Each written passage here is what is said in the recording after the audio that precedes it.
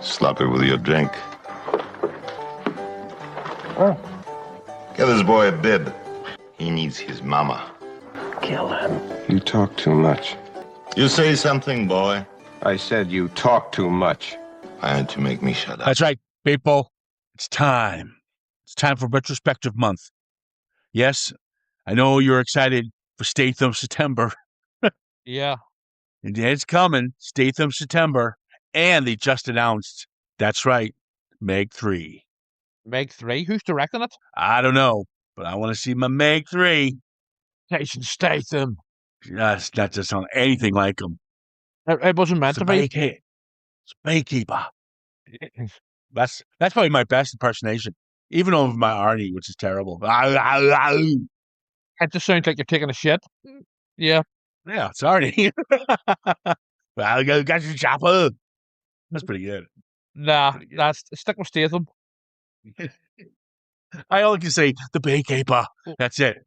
That's it. What? Or, it's Saturday morning. No, wait, what is it? Friday morning. He literally doesn't know what day it is. Fuck. This should be a fun podcast. Yeah. You know, yeah, our retrospectives are always fun. And we're trying to work on a Scorsese. See, we want to do Scorsese. And the problem with him is he's got such a fucking catalog. So we're probably going to do like Scorsese month and then Scorsese month part 2 next year. To be fair, Jason Statham has a lot of titles as well. So there might be a lot of picking and choosing for Statham September. But essentially, while he has a lot of titles, they're all basically the same story. So the same thing. So if you pick the Baykeeper, then you can just pick 5 others. Yeah, it's like daughter gets kidnapped by evil drug gang, and he has to go in and rescue her and kill a lot of bad guys and do what I love about Statham. Bust a few moves, bust a few skulls. Statham knows his strengths and he sticks with it. I like it. But that's why I'm doing Statham September, because I want people to remember, the movies that kind of made him a bit, or people forgot about. Snatch, yes, or Lock, Stock, and Two Smoking Barrels would probably be the one. And then you've got the original Transporter, and then you got movies like Blank, where he's hunted down a cop killer, which is quite good. And then you've got Bank Job, which is wonderful. So we'll dive into those, and of course, the Baykeeper. Can't believe also that we just compared Jason Statham films to Martin Scorsese films, but what can I say? You can. I think you can. And you know what? I think he played good. He played good English. He played good. Fire. No. I do think that he would be good as like one of those Goodfellas, kind of like a henchman Goodfellas if Scorsese ever wanted to go back to revisit the mob kind of scene, kind of like the Iceman or something like that. Well, I mean, I think he'd be. But keep in mind, he plays to his strengths. He probably doesn't get it off of the roles that we're talking about. He does something similar in the Lock, Stock, and Snatch films for Guy Ritchie, where he's actually the leading man. Well, he works closely with Guy Ritchie. Still does to this day. Yeah. So there's definitely a relationship there. But yeah, we're not here to talk. We'll leave that conversation for Statham September. Be continued. But yeah, our retrospectives do well. And a little massive shout out to some new downloaders in the States and to Hong Kong. Welcome. Hello, people Hong Kong. Yeah, we've had quite a few downloads from Hong Kong. A lot, actually. True. So what the fuck? Whatever you're doing over there. Yeah. You must be bored. You must be extremely bored. Our masochist. To listen to us just ramble. Yeah, so it's time for a new retrospective. That's right. When Robots Go Bad month. And what better a way to kick off than one of the originals? I'm sure there's others out there, especially during the whole, black and white, Ed Wood and what do you call it, Roger Corman era. Forbidden Planet. There's robots. Forbidden Planet would be a good example of when robots go bad. But this one I think is key. And the reason I picked it was because there's a resurgence of Westworld. And the TV show HBO Max played beautifully. The Gunslinger was played beautifully by the great Ed Harris. A lot more deeper, darker, graphic, very disturbing, which is where I wanted this film to go. And the problem is I was spoiled with the HBO series. And now because that huge resurgence, all the awards that one got, that series, they're doing a remake of this. Right. Now, with remakes, I'm iffy on them, but I'll go with it. If they do something, take the source material, keep true to it, but they do something different. I'll tell you what, I hope they do. The HBO series was so good and so dark. When I revisited this one again, and I haven't seen it in years, this film does need a reboot. And we'll jump into it a little more on why. But were you introduced to Westworld? Have you seen this film before? Oh yes, I watched this on TV years and years ago. There was a sequel, Future World, and believe it or not, I haven't seen it. There was also an 80s TV series beyond Westworld. I haven't seen it, but I have seen, the original two films. Then I did watch the HBO series. I thought the first season was fantastic, but it went off the boil gradually as the seasons went on. But the first season with Anthony Hopkins and Ed Harris and such was superb. Rachel Evan, something like, I can't remember the rest of her name. Yeah, the first season was the best for me. But watching this again for the podcast, there's still a lot of stuff I like about it. But we are sort of All spoiled. right, well, It's a 53-year-old film, so we'll have to remember that's that. the problem. That's the problem. I didn't like Rosemary's Baby, but I appreciated it for what it did to the movie industry and for the horror and the subgenre. So, but it doesn't mean I necessarily like it. I'm kind of teetering on Westworld here, and it's pretty much down to Michael Crichton. Now, Michael Crichton, guys, was taken too early. Fucking genius, a massive author and a filmmaker. Very, very multi-talented man. Yeah. And then, like most writers, we talked about Philip K. Dick religiously with Blade Runner and Minority Report and so forth. Richard Matheson would be up there. H.G. Wells would be up there. Stephen King would be up there, and Michael Crichton's up there. Because Michael Crichton's books and stories and films are so relevant. It's amazing how relevant this was back then and how more relevant this film is now. Oh, absolutely. And I would say, of course, obviously, he did revisit the idea with Jurassic Park, and that's a franchise that is still going strong to this day, for good and bad. Yeah, I mean, his director movies are just quite wonderful. This is his first outing, I believe, so you can see the mistakes. But there's The Great Train Robbery, Coma, which is a wonderful film. And again, keep in mind, guys, he also wrote and produced these. We did Runaway, great film. We're going to do it for the podcast. It's with Tom Selleck. Gene Simmons is the bad guy. Batshit crazy. I love it. Looker, another good movie. And then he obviously wrote and Jurassic Park, Disclosure, another good film. Sphere, underrated film, and A Drama on a Strain. Yeah. So the kudos to Michael Crichton, and he's a twister. That's right. A lot of people don't know that. So he's just very talented man. And I would say, certainly missed. Yeah, and I would say as well that, like the great science fiction writers that you mentioned, and the best science fiction is the type of science fiction that grapples with big ideas, and this is what it does here, and within a lot of his other work as well. Yeah, so this is 1973's Westworld. Could jump into it, and I can't. I don't know if I can give this a pass, and I want to. I should love it. I should love the premise, and I got to keep my mindset when it was filmed, but yeah, we'll figure it out here. All right, we've got the great Yul Brynner. He plays the gunslinger. Fun thing about this one, it's an homage to his character of Chris in The Magnificent Seven. That's right. Same outfit and everything. I think that's kind of fun. Yeah. Richard Benjamin, who I like, he plays Peter Martin.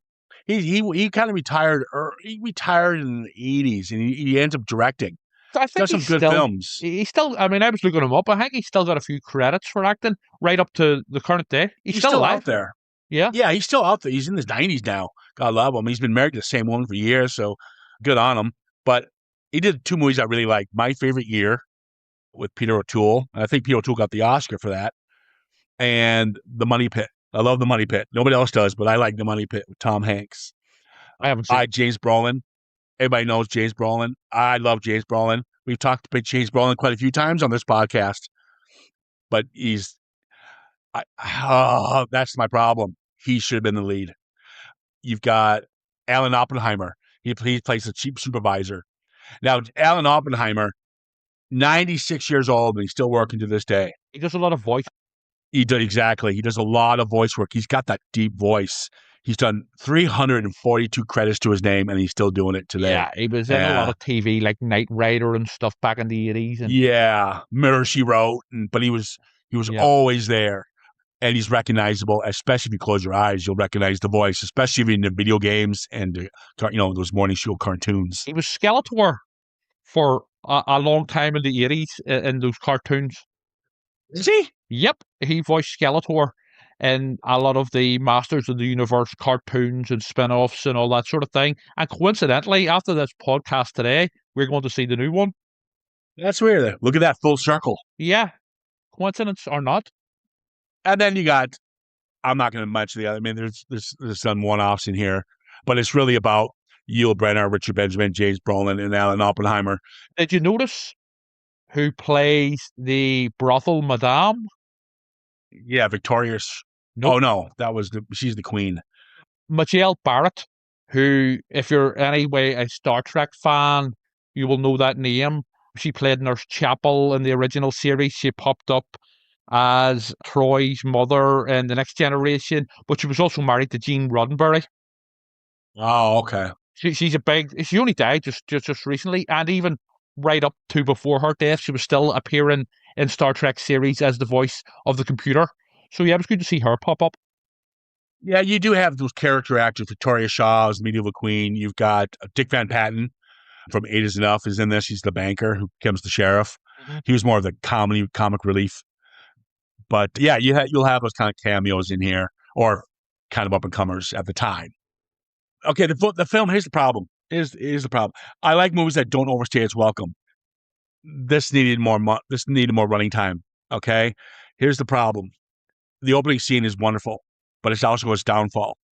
And the reason I say that, we were introduced this. It's really clever. We're introduced to this advertisement, and it's for Delos, I think it's called, amusements. And so what it is, it's an ad campaign, an advert for this amusement park that allows you to visit these different worlds, Westworld, Roman world, and medieval world.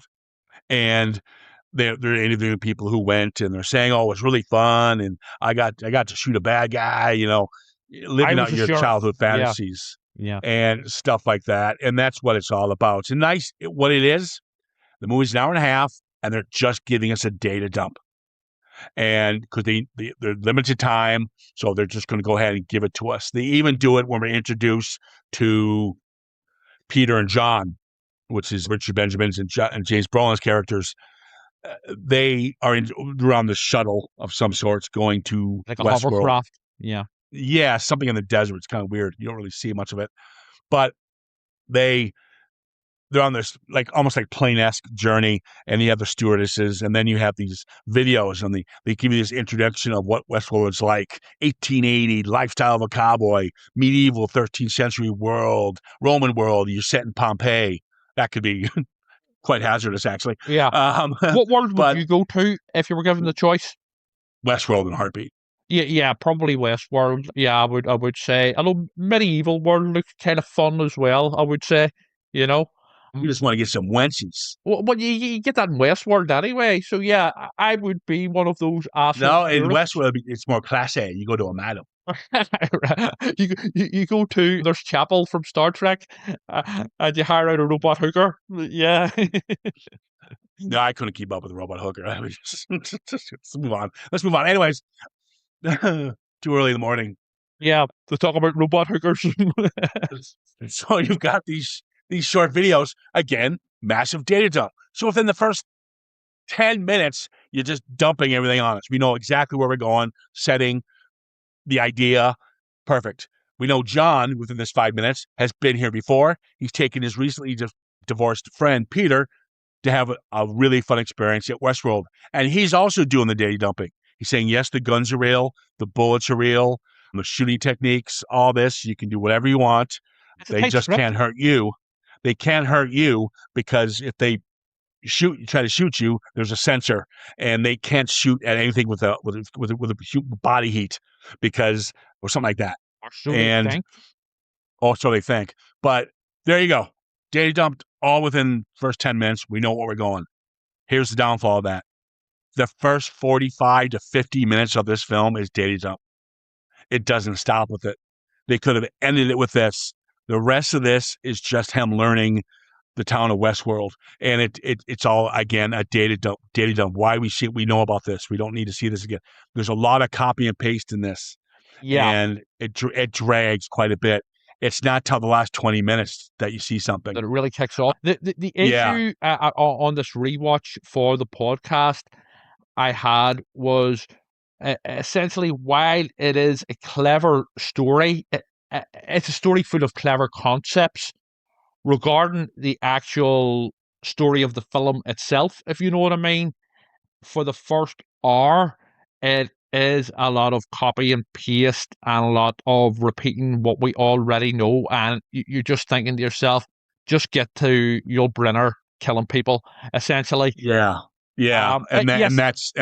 I'm being critical, but at the same time, I appreciate the big concepts. But it's quite, at the same time, it's quite, in terms of the plot of the film itself and the story, it's quite simple, if you know what I mean. Yeah, you're not giving any, and they give us data dump. They don't give us any technological dump. Like, they don't tell us how this can be done. They don't. All you do is see them hitting buttons. There is big clunky 70s buttons, computer buttons. There is a lot of subtext, but it's not. They don't go into it explicitly in detail, in terms of the whole moral dilemma. Are these robots sentient? And the moral dilemma of, basically, essentially raping and killing them repeatedly. There is a lot of that there, but it's not really delved into enough. You don't really see like a tormented sort of robot hooker, or, you don't see a tormented I think you do. Brynner. I think you do. You do a bit, in one scene, yes. No, there's a couple scenes. You don't see enough of it. Yeah, I agree with that. Here's the problem. You've got the data dump for the first hour, then the second act, I guess you can say the climax. And the problem is there's no buildup. There's no tension at all in this film. It's kind of a flat line. And the only saving grace of this is going to be Yul Brynner. And then you kill my, kind of the cool guy. But I don't know. Well, I've no doubt that there has been a novelization of this, but I think based on this version of it from 1973, I think it maybe would have worked better as a novel, because then there's that room to explore those things. It's based on his novel, isn't it? I have his books are his movies are novels before they become movies. I don't know about Westworld. I would have to double check that. I think it may be just based on his script. I would have to double check, to be fair. Well, hold on. Here's Citizen Frame. We check everything. Right. Yep. Are you checking it now? Because I'm about to. I'm checking it now. Okay. Jerk. You see the new scary movies getting panned? I know that. They're saying it's terrible. And they're not saying it's because it's not woke or blah, blah, blah. They're saying the jokes are just bad, guys. It's tired. It's not. It just feels tired and outdated, strangely. Yeah. I heard one person point out, I think the problem is the Wayans brothers don't like horror. So they don't, apparently it's full of Wayans jokes, but then they're just shoehorning in Wayans jokes with horror scenarios. But yeah, I heard it is getting panned.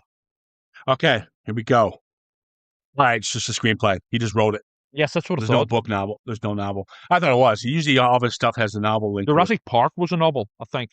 Yeah, Jurassic Park, Disclosure, Sphere. I mean, 90% of his stuff is based on his novels. Yeah. But who knows? Okay. Anyways.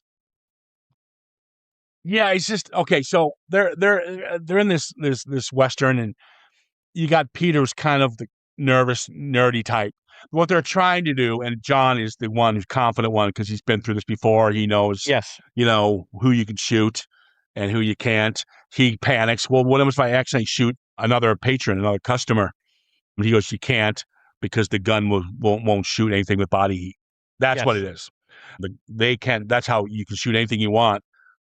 It will stop you from shooting a human. you could say. But the first introduction to Gunslinger, he comes in, and obviously his job is to come in, start a fight with one of the patrons, and then the patron shoots him. That's pretty much how it goes. Pretty much. And he tells him, "You're sloppy with your drink. You need to give this man a bib." And so John's like, "Come on, fight him.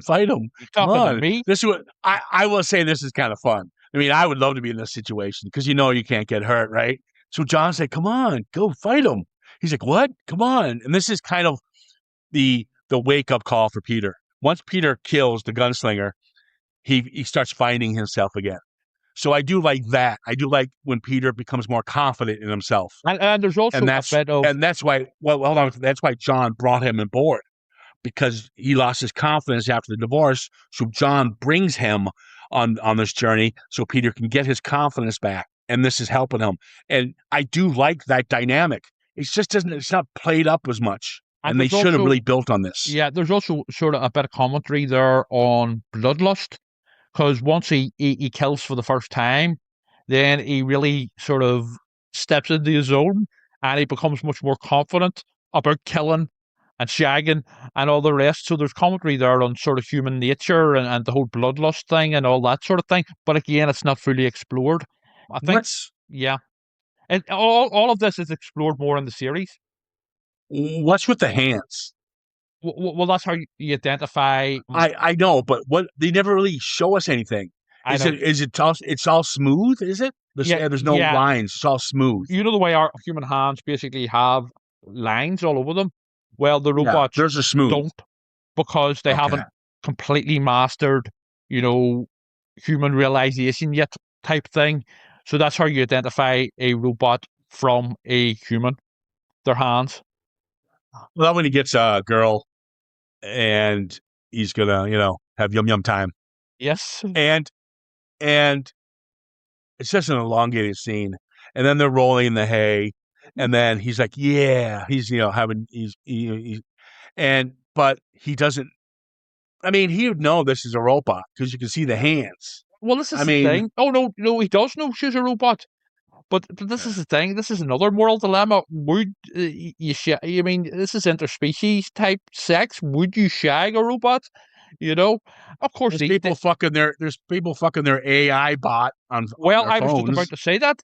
So it is actually very relevant to today, where you have these people you see on the internet with like their sort of AI robots and stuff. So what's the name of your AI robot? Put it like this. Perv.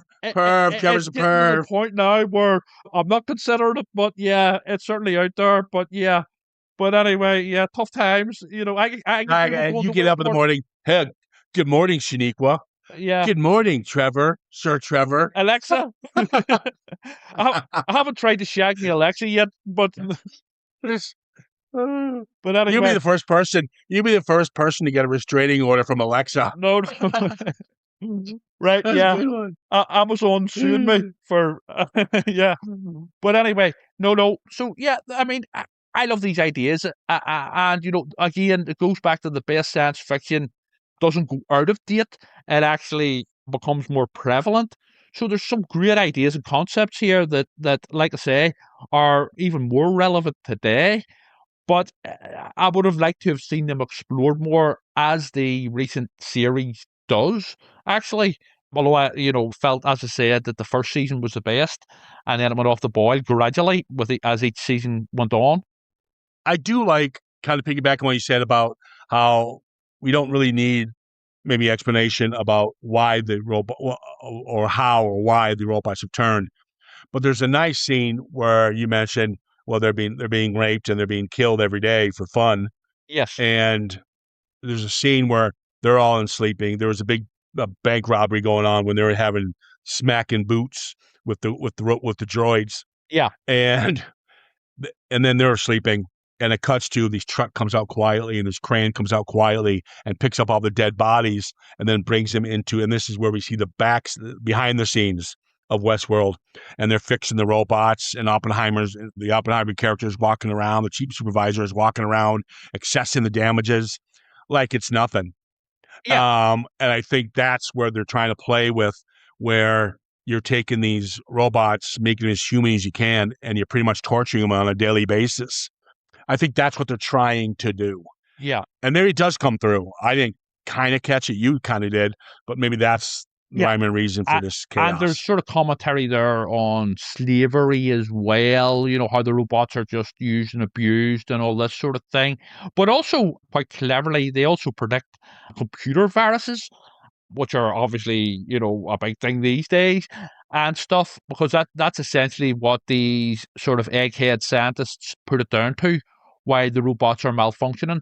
They say something along the lines of, I'm paraphrasing, this is like a sort of virus that we would get, humans would get. So there's some very clever stuff that's predicted so much here. Yeah. There's another kind of nice scene with the gunslinger where he's going to their hotel room. Yes. And he's going to kill John, or whatever the scenario is going to play out as. And then Peter kicks open the door and blows away the gunslinger at the last minute. And the gunslinger falls out of the window and falls to the ground. Yes. And again, it shows where Peter's come just in a day after killing him the first time, like you said. Now. Confidence is bigger. He's sleeping with robots. He's shagging robots, and he's being a badass. He's basically he's went from a pussy to being Rambo, essentially, over the space of a day. But that is the first sign of a problem, because the gunslinger went after him. I think that scene is pivotal because I think the gunslinger wanted to get revenge for what he did to him in the bar. So I think that's a slight malfunction. They don't catch it because they think it's just part of the show. And I thought it was part of the show. But when you watch it upon viewing again, you kind of catch like, wait a minute, he's actually going after him for it. There's an ulterior motive here with the gunslinger at this point. Oh, definitely. The two times that Peter kills him is just pissing Yule off more and more, and that's why we get it. I actually think John getting killed later on is actually a very good twist, because he's the more cocky one and the one you expect to be the sort of the leading man type who survives to the end and has the big fight at the end. So I actually think that's a quite clever twist where he gets bumped off.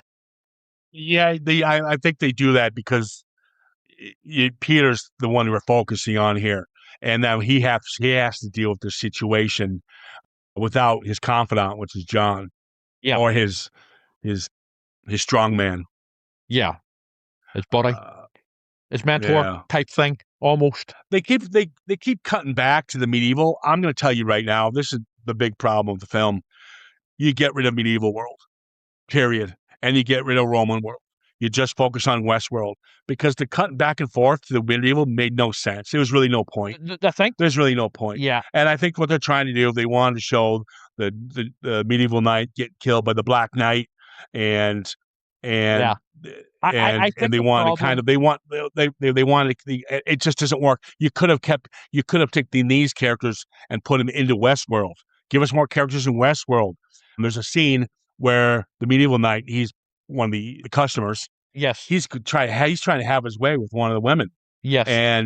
And she slaps him and says no. And this is where the supervisor's like, well, why because they're not supposed to be touched. They're not supposed to be slapped.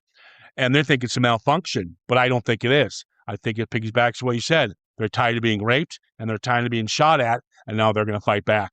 They're becoming more sentient, basically. And that's why they put this whole medieval scene in there. Like, well, you could have done that. Just put the characters in Westworld. I don't. This going back and forth, just as the same set. It's with medieval world and Roman world is the characters, the human characters in them, and actually also the robot characters, are basically extras. The audience have no real investment in them like they do with Peter and John. So actually, whenever rapey guy, with Robot Girl gets killed by the Black Knight, we actually don't really give a shit. In fact, it's funny, and you're on the side of the Black Knight. Actually, I'm on the side of the robots anyway throughout this. But the characters in medieval world, the human characters and such, and Roman world, aren't given enough character development for us to actually care about what's going on. So then, whenever we are cutting to these worlds, will just want to go back to Westworld. Yeah, and exactly my point. Yeah. You could daily dump this all in Westworld. And then I'm gonna be honest with you, besides Yul Brynner and John, James Brolin's character, I don't like anybody in this. The point. And then you killed off fucking John. I'm like, okay, we got a problem now. That's And sort of the point. yeah, but I don't like any of them. So Yeah, that's just the point. killed You're not off. meant to. No, You're I meant to be think on the you're side of the supposed to. robots. No, I think you're supposed to root for Peter. Oh, yes, I do. yes, Peter out of anyone, I suppose. But But overall, I didn't buy it. I just didn't care for him. I thought the character was kind of a douche they all after are. him finding his niche. They all are. Well, yeah, but John was, Yeah, cool. I think the point was where you were basically supposed to be on the side of the robots and actually feel sorry for them for all the shit that they're going through. So you're sort of rooting for them. But yes, with Peter, you're meant to be a bit more sympathetic towards him because he's not really a jock type character like John is, the sort of bravado and all that sort of thing. But it could be maybe down to a bit of the mix of maybe the writing and the acting. But yeah, I would, although it is a good twist with James Brolin getting bumped off by Yul Brynner, I think it would have had, the finale would have been stronger perhaps with James Brolin, going up against Yul Brynner.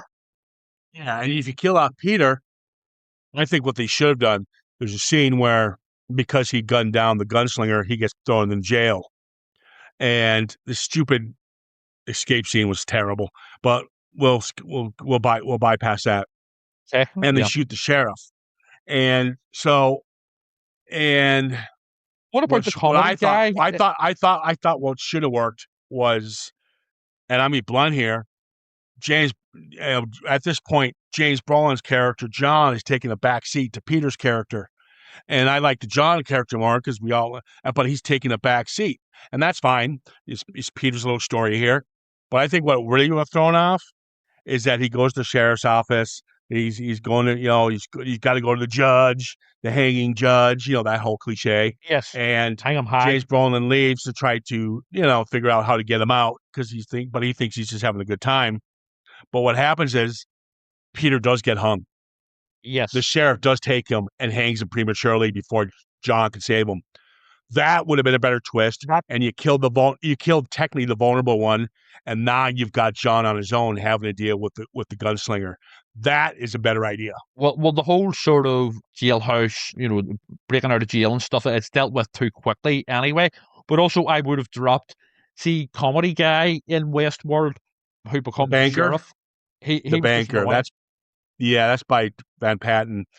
Yeah, that was stupid. Now I'm the sheriff of this town. Can you handle it? Why don't you test me and find out? And he can't get the door open.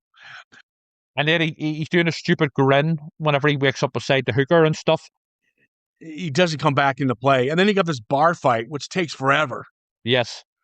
Now we're back to laughing and tongue-in-cheek and yada, yada, yada. And I'm like, this is stupid. Now, there's a good line I like with the scientists where after they escape, he gets bitten by a fake snake. Yep. And this is where we find out these guys can't be hurt. Even a snake can't harm them. The snake's fake. And so what the team says was, okay, we're done. We're shutting down Westworld. The minute somebody got hurt, they panicked. And I like that. I like that they're on focus. And they says, well, tell you what, nothing's massive has happened yet. They're all okay. Let's let these guests do their run, and then we'll shut everything down to check everything. I like that idea. It's a one-line fix, but it's a good one-line fix. You know what I thought was very stupid though? For these sort of super intelligent scientists and stuff, for some reason, if the power goes down, if basically have to switch off the lights in Westworld, they're going to suffocate and die. I mean, why would you even have that as a thing? I don't get that. What was that? How would they die again? It was like the power goes off, so they then suffocate. It would have been better to have, I think, the robots turn on them and massacre them instead of this stupid. Not even that. Just show a robot locking the door and putting some kind of, or throwing a grenade in there. I don't know, something. shooting them, blowing the shit out of them.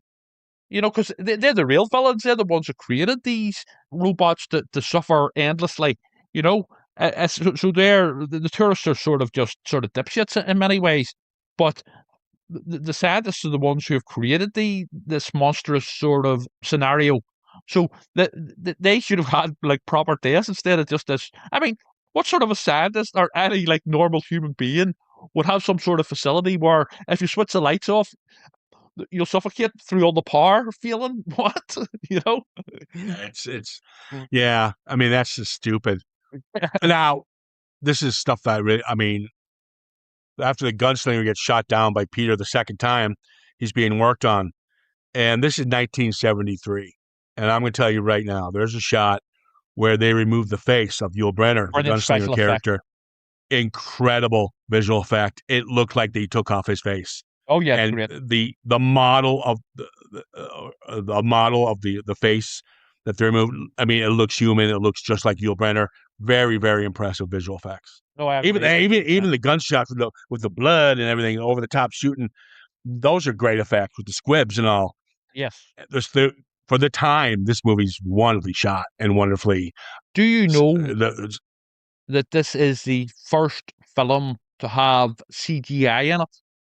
Whenever we see things from the gunslinger's point of view, that's the first example of CGI in a film. Yeah. And it actually looks better than what we're getting lately. Yeah, I would agree with that. So 30 minutes left. There we are. 30 minutes, and now this is where stuff goes wrong. The Black Knight's now fighting the Medieval Knight. We want the Black Knight to win because Medieval Knight, he's a human. You can't kill him. Well, yeah, you should. He's an attempted rapist, so fuck him. Yeah, you're on the side of the Black Knight, basically. And this is where the Black Knight kills him, and he says, cut the robot power right now. And once they do that, they cut to they're hungover, Peter and John. And this is where the chase. John gets it. Yes. I love James Brolin. I mean, it's a nice shot, pardon the pun, where Yul Brynner comes out, and they're both hungover. They're tired. They don't know what's going on at this point. All the robots are supposed to be shut down, and they have shut down the robots. All of them, besides a couple. This one's the rogue one, which is the gunslinger. Yeah. All the robots are done now. Okay, and they're shut down. This is the last one that's I would have to say that Yul Brynner has such a presence. And yeah, he's got that. I always liked him. Magnificent Seven, he was wonderful in, and then he did. I like The King and I, the musical he did. He did a lot of stuff like that. Yes, the Ten Commandments and stuff like that. All those classic golden era Hollywood type films. No, maybe not the golden era, obviously, of the 30s, but in the 1950s and stuff, the King and I, Ten Commandments, he was in all that sort of stuff. He's obviously a classical type actor, and his presence alone, I mean, he has very little dialogue, really just at the start, essentially, but he doesn't need it because his presence completely sells it. You believe his threat, It's like Clint Eastwood. He's got that Clint Eastwood look where he don't have to say anything or say much. It's the way he moves as well. Yeah. It's his eyes and the way he moves. And yeah, he actually plays it very robotic. Oh, totally. This is basically the Terminator, like 11 years before the Terminator, whenever he's on the rampage. And, he just has that great presence and way of moving. And also, I was thinking, I mean, I don't know, I'm no expert on Yul Brynner, but he's maybe a trained dancer or something, I would imagine. Because just the way he almost like hovers about the screen and stuff, it's great to watch.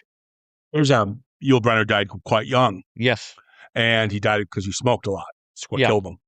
And he did a commercial. Right. And he talked, and it was an ad campaign against smoking. Yeah. And the ad ran after he died. Man in general, Yul Brynner, like, every movie, every character he played, or anytime he was on screen, just gave him powerhouse performance. And his last performance is him saying that. It's like, fuck. Yeah, I know that. That's not even a performance. It's a real life tragedy. But yeah, I don't smoke because I'm classy. Right. Well, I smoke because I'm classy. I have a cigarette holder and stuff. like the old films from the Yeah. 1930s and Yeah, stuff. that looked good. Yeah. That would look good. Fucking dork. Oh, you'd be like, cheerio, governor. Oh, I say, As you tap, darling. as you tap your smoke on your fucking cigarette case, you're like, oh, governor, are we going out for a spot of tea? Right? What accent was that? Was that Arnie That was again? my I'm confused. that was my posh. That was my posh Downton Abbey. You governor, sounded like some sort of street urchin from a Charles Dickens adaptation. please, sir, could I have some more? Wow, that's like the worst Oliver Twist ever. Right? That was awesome. That was Poundland Oliver Twist, as played That by, fucking good. I don't know, Jack Black or something. Fuck Jack. Fuck you, Jack Black. Well, let's get back to this now. Yeah. Go ahead. Now, Westworld. I do like the death of John. I don't like him getting killed. I think they should have went the other direction, like I mentioned earlier. But I do like when they shoot him and he looks at Peter stunned, going, Jesus, he shot me. I've been shot. Yeah, And then he can't shoots him believe it. again, and he just falls. And and then they show you even the blood coming out of his mouth, and it's coming out further, and it's getting bigger and bigger, the spill. And Peter's like, holy fuck. Yeah. And it's quite a powerful death, actually. Yeah, but it's kind of ruined now because there's it's almost comical. This chase scene is ridiculous. It's a bit Benny Hill. It's like, it is. Yeah. And they're chasing each other on horses. He gets away quite easily, to be honest with you. And it goes back as well to the whole stormtrooper rule where, the gunslinger, who is a proper threat and looks like a proper threat, but he's also, just by chance, a really terrible shot, Yeah, I'm not happy with this. And it's just, and then he gets, when he goes to Roman time, yes, right? And he's running, how do you know to go to that well? I mean, I think a lot of it is down to coincidence and stuff. Yeah, I was like, wait a minute, did I miss something? Was there, how do you know to go down to the home base? I think that, I think it was just, it's a plot convenience basically, but it's sort of put down to coincidence. Yeah, it is a bit convenient for sure. And then he throws acid in Neil Brenner's face, which doesn't do anything. And yeah, he goes, I'm like, okay, we got something. And then you see his face kind of dripping. I'm like, cool, all right, that's all right. And then there's smoke for like 5 minutes. He's holding his face, and then when you see him again, he's got a couple of burns. He's all right again. Yeah. It's like, where the? I mean, you could have had like half-face Robot Man. That would have been all right. Yeah, like the Terminator. Give him something. The original Terminator. Yeah. The fuck. Yeah, I enjoyed it the last half hour, probably the most out of the film, because it is sort of slasher horror territory, especially with the two final scares at the very end. But I mean, there are some conveniences. Also, whenever he's chasing them out in the desert, out in the Wild West outdoors and stuff, Peter, he's going really slow on the horse, and you, Brynner, I would fucking shoot him, and I and I'm not a trained killer robot, I wouldn't miss him. So it does kill the tension a little bit. Yeah, I'm not it kills it, period. And then he sets the gunslinger on fire because he hides underneath the torch. Yes, the flames. Because he can't distinguish body heat from the high temperature of the flame. Yeah. So he can only see the flame, which is all right, I guess. I'll give him a pass on that one. But yeah, he's on fire for like 30 minutes, and he comes back. And then you have the damsel in distress. Help me, help me, help me. And I thought all the robots were down. I thought all the robots were down at this point, but because she's still up. And he gives her water. Like the genius didn't check her hands. And he gives her water and says, yeah, she explodes or whatever the fuck happens. Yeah, electrocutes her. Stupid bastard. And the gunslinger comes up, one more scare. Rah! And it's like, oh, God, here we go. You know what? This is a bad film. This is bad film. This is, you like shit. But this is bad film. No. And I don't want to hear. I do not want to hear from. I don't want to hear from your mouth. And then you do this all the time. There's a story here. I don't care if there's a story here. It's about the execution. The story can be wonderful, but there's nothing here. It's just what you bland. have to remember is that this is a 53-year-old film. Who So cares? I care. The Exorcist is 53 years old. Yeah, but Yeah, you what? can't What? really. They're two completely Yeah, you different films. can. You just did it. They're two completely This is different not a films. good movie. Just because it's older, just so it has to be, it can be crap. Is that what you're saying? No, I don't think. I think it certainly has its issues, but Way too many of them. yeah, and I'm certainly not going to sort of defend it in full and say, yeah, I'm trying to sort of remove myself from that. I like it because it's a classic thing, and be a bit more critical. And yes, it certainly has its issues. I still enjoy it. I have to admit, I still am entertained by it. I think you know what you know what I think saves it. Yul Brynner. Yeah, I'd give you a pass on that one, but it's the damage is done. I don't like Richard Benjamin's character in it. You killed off James Brolin. You keep cutting back to medieval world, which means it adds nothing to the story, really. It supposedly does, but it doesn't. You got stupid guys, professor guys that we see for 2 seconds here and there. It's got wonderful, great effects. Kudos for 53 years ago. I'll stick up for that 100%. And Yul Brynner. But the execution is terrible. It's muddled. You got 50 minutes of a data dump. Literally, guys, 50 minutes. You had me in the beginning when you gave us a nice data dump, but then you kept data dumping and you kept data dumping and you kept data dumping. It It's does like become fucking repetitive. hell. And then 30 minutes left, and you look at your watch, you're going, oh shit, there's only 30 minutes left. And then the Yeah. chasing, another 30 minutes. He's chasing him for 20 minutes. And it's like, boy. And it's like, okay, this is done. This is over. I think And I think my overall review would be it's flawed, but I still like it, and I think Yul Brynner saves it. yeah. That would be my overall Yeah. thoughts on it. I think Well, when I don't, robots attack, that's yeah. Well, the good thing about it is it's transitioned better in the modern era. With like I said, the idea holds up and it's ahead of its time. So this resurgence of it with HBO and now this big blockbuster movie version coming out. I hope it gets in the right hands. So it should be fun, hopefully. But yeah, I I'm think giving this a what pass. works in the favor of the HBO series is because it's simply a series and they have a lot more time to explore these themes. I love the themes and the concepts and the ideas, but with the TV series, I think it plays better for a lot of it because they have much more room and time to explore these ideas. And also Yeah, Anthony and Hopkins. it's Michael Crichton's first outing as a director. We talked about that with Clint Eastwood, Play Misty for me. Yeah. Much as I like Play Misty for me, it's got flaws, especially with the editing and the long montages and the jazz festivals.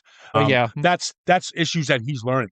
He's learning how to edit properly and how to add the sound dubbing properly out in post production. Those are things he learned, and and Michael Crichton certainly taken what he learned from Westworld and implemented that into Great Train Robbery and Coma and Looker and Runaway. I love Runaway. And Great Train Robbery, that's the Great Train Robbery, that's the one with Sean Connery, isn't it? yeah, so Yeah. he found his footing. But guys, this is freshman outing and it shows. I just can't give it a pass. If you had somebody else in the Peter role, maybe it's nothing against Rich Benjamin. He's a very talented man, but I didn't like him in this. Maybe it's him. I don't know. But role should be reversed. Give it to James Brolin because he's more believable. So Fair enough. there you go. When robots go bad, Mount continues with, that's right, a classic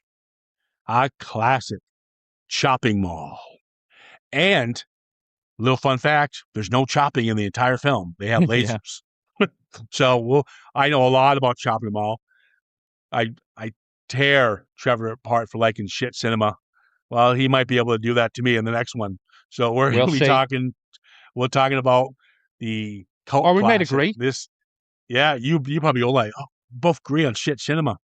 Chopping Mall. It has a great little cast of actors that have done well for themselves. Director only did one film, and that was Chopping Mall. And it's beloved. And we'll figure out why. So, guys, thanks for giving us a shout and a listen. If you want to give us a shout, always feel free on Instagram at @CitizenFrame_podcast. And, of course, Facebook. That's all we got. Enjoy the day or the evening, whatever fucking time zone you're in. And I'm going to see He-Man. I have the power. There's an impression for you. Unfortunately, I'm going to see He-Man with Trevor. So I'm We'll Skeletor see. to your He-Man. I'm Dolph Oh, okay. to your, I don't know. No, you can't be. If Evelyn. I'm He-Man, I would be Dolph. Right, So no, you I'm called Dolph. yourself Skeletor. So you're, Jared Leto. No! Good one. Yeah, congratulations, buddy. I'm Frank You're Jared Langella. Leto. No, it's Langella. Langella. Whatever I say it is. Oh, fuck yeah. Okay, blessed. No, you said that's correct. Brian Blessed. And that's why I brought it up, you dork. Yeah, it's Brian All right, we gotta Blessed. end this. Just You look- said Brian Blessed. Okay. You We're fucking ending this now. numbskull. Go fuck yourself. All right. You're right. Just okay, I'm done. Bye. Yep.